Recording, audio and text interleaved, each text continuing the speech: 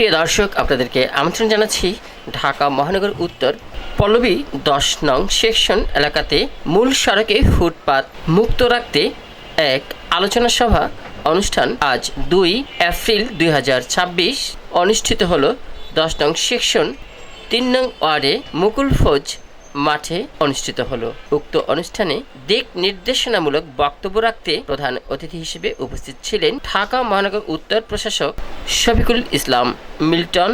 অনুষ্ঠানে সভাপতিত্ব ও সার্বিক দিক নির্দেশনায় ছিলেন ঢাকা মহানগর উত্তর বিএনপি সাবেক সহসভাপতি, পল্লবী থানা 3 নং ওয়ার্ড সাবেক 3 বারের সফল কাউন্সিলর কাজী আলী ইমাম আসাদ এবং উপস্থিত ছিলেন ঢাকা মহানগর উত্তর বিএনপির সদস্য 94 নং ওয়ার্ড বিশিষ্ট সমাজসেবক আশরাফুজ্জামান জাহান।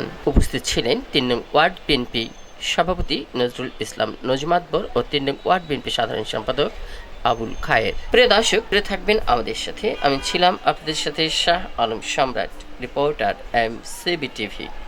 আমার এই গরিব ভাই বোনরা একটু ভালোভাবে ব্যবসা বাণিজ্য করুক, একদম টেনশন মুক্ত ছাড়া। প্রয়োজনে সিটি কর্পোরেশনের পক্ষ থেকে কিছু এদের প্রতিনিধি চেয়েছি, এই প্রতিনিধিদের সমন্বয়ে একটা কমিটি করব, আপনাদেরকে একটা বৈধ যেটা বলে আমরা একটা টোকেন দিয়ে দিব, যাতে করে ট্রাফিক পুলিশ কিংবা অন্য এলাকার মাসুলম্যান মাস্তান যাই বলেন, তারা কোনো চাঁদাবাজ আপনাদের কাছ থেকে অবৈধভাবে কোনো কিছু ডিমান্ড কিংবা দাবি না করতে পারে। এর চেয়ে ভালো কি আর দিব বলেন আপনারা? আছে এই সমাধানের পরে, টোকেনের পরে কেউ যদি আপনাদের কাছ থেকে কোনো চাঁদা দাবি করে, আপনারা কেউ দিবেন না।